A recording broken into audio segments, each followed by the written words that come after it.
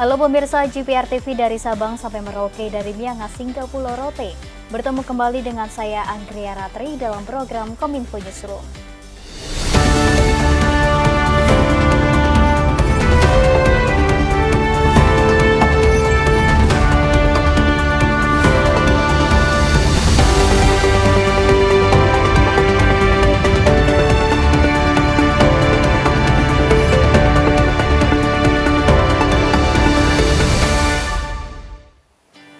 Kita awali informasi yang pertama pemirsa, Presiden Joko Widodo meresmikan modeling budidaya ikan nila salin yang dikelola Kementerian Kelautan dan Perikanan di kawasan Karawang, Jawa Barat.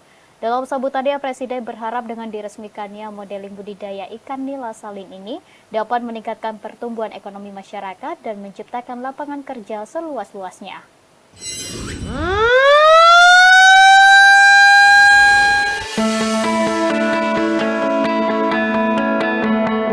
Presiden Joko Widodo meresmikan model kawasan tambak budidaya ikan nila salin di Balai Layanan Usaha Produksi Perikanan Budidaya Desa Pusaka Jaya Utara, Kabupaten Karawang, Provinsi Jawa Barat pada Rabu 8 Mei 2024. Dalam sambutannya, Presiden menyoroti potensi besar tambak yang telah lama tidak dimanfaatkan di sepanjang pantai utara Jawa dan memanfaatkan potensi tersebut dengan mengalihfungsikan tambak udang yang sudah tidak produktif menjadi tambak ikan nila. Presiden juga mengapresiasi langkah Kementerian Kelautan dan Perikanan yang terlebih dahulu membuat model untuk mengetahui manfaat yang akan dihasilkan. Dengan meraup anggaran sekitar 13 triliun rupiah, Presiden optimis bahwa anggaran tersebut dapat memberikan kontribusi signifikan dalam menggerakkan ekonomi lokal dan menciptakan lapangan pekerjaan yang luas untuk kesejahteraan masyarakat setempat. Saya kira akan mengangkut tenaga kerja yang sangat gede sekali, membuka lapangan kerja yang sangat besar sekali. Saya kira 13 triliun bukan uang yang banyak. Hingga nanti akan kita lihat ini dulu, kemudian kalau memang sangat visible, ya akan saya siapkan di APBN 2025, 2026, dan saya akan bisikin pada pemerintah baru, pada presiden terpilih agar mimpi besar ini betul-betul bisa direalisasikan. Pemirsa, usai diresmikan oleh Presiden Joko Widodo, modeling budidaya ikan nila salin yang berada di Karawang, Jawa Barat ditargetkan akan menghasilkan 10 juta ton ikan per tahun. Target ini rencananya akan diiringi dengan perluasan lahan tambak hingga 150 hektar dari sebelumnya yang hanya 83 hektar.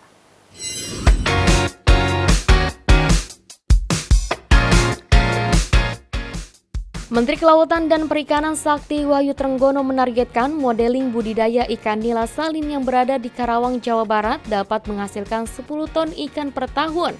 Dengan siklus panennya memakan waktu hingga 8 bulan. Trenggono menuturkan target panen 10.000 ton ini akan diiringi dengan rencana perluasan lahan tambak dari seluas 83 hektar menjadi 150 hektar di kawasan Karawang. Ia pun meminta berat ikan yang dipanen di tambak tersebut tidak kurang dari 1 kg per ekor yang bertujuan agar bisa diproduksi menjadi filet atau daging tanpa tulang dan sisi. Di sisi lain, pihaknya akan memanfaatkan potensi lahan tambak seluas 78.000 hektar di kawasan Pantura menjadi tambak nilai salin yang diprediksi mampu memproduksi 4 juta ton ikan nila salin per siklus. Untuk itu, pemerintah akan mengajak para pelaku industri untuk bekerja sama memanfaatkan hasil panen ikan nila salin. Sebab saat ini tambak ikan nila salin banyak dikelola skala kecil dengan hasil panen sekitar 1,3 juta ton, dengan 90% dari hasil panen tersebut dialokasikan untuk kepentingan lokal.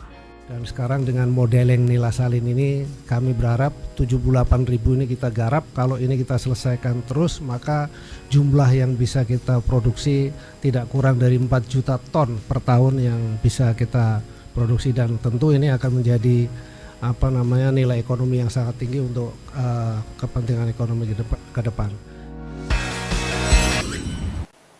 Usai meninjau fluktuasi harga pangan di Pasar Baru Karawang, Jawa Barat, Presiden menyampaikan pemerintah sudah mengantisipasi dampak musim kemarau dengan membangun sumur pompa di sejumlah titik krusial lahan pertanian. Pembuatan sumur pompa sebagai langkah mitigasi untuk mencegah kekeringan yang berpotensi menyebabkan gagal panen. Menghadapi musim kemarau yang melanda di beberapa wilayah di Indonesia, Presiden Joko Widodo menyampaikan bahwa pemerintah telah mengantisipasi hal tersebut dengan membangun sumur-sumur pompa di sejumlah titik krusial lahan pertanian sebagai langkah mitigasi untuk mencegah kekeringan yang berpotensi menyebabkan gagal panen. Dalam keterangan persnya, Presiden mengatakan pembuatan sumur pompa difokuskan pada titik-titik yang berkaitan dengan pertanian dan lahan tanam padi, yang mana pembuatannya sudah dimulai oleh dua kementerian yakni Kementerian PUPR dan Kementerian Pertanian. Untuk kemarau ini kita telah mengantisipasi dengan membuat sumur-sumur pompa di titik-titik yang kemungkinan sudah kita hitung akan kekurangan air, terutama di titik-titik yang berkaitan dengan pertanian, dengan beras. Sudah dimulai oleh Kementerian Pertanian dan Kementerian PU. Adapun terkait dengan ketersediaan beras, Presiden mengklaim bahwa stok beras di gudang Badan Urusan Logistik sudah cukup dengan stok saat ini mencapai 1,6 juta ton, di mana jumlah ini mengalami peningkatan dari persediaan sebelumnya yang hanya berkisar 1,2 juta ton hingga 900.000 ton saja. Kita beralih ke informasi lainnya pemirsa. Presiden Joko Widodo memastikan izin ekspor konsentrat tembaga oleh PT Freeport Indonesia akan diperpanjang. Perpanjangan ini menyusul adanya pembangunan smelter yang dibuat PT Freeport dalam mendukung hilirisasi dalam negeri.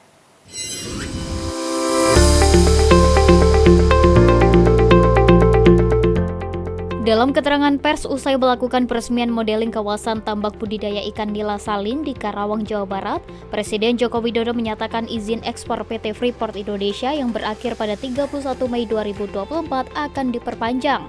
Perpanjangan tersebut tidak terlepas dari kinerja Freeport dalam membangun smelter. Meski belum mengungkapkan perpanjangan sampai berapa lama, namun sebelumnya pemberian relaksasi ekspor konsentrat tembaga sudah diberikan kepada Freeport dan Aman Mineral untuk menghargai pembangunan smelter yang telah dibuat guna mendukung hilirisasi. Ya terus dong, tetap diperpanjang.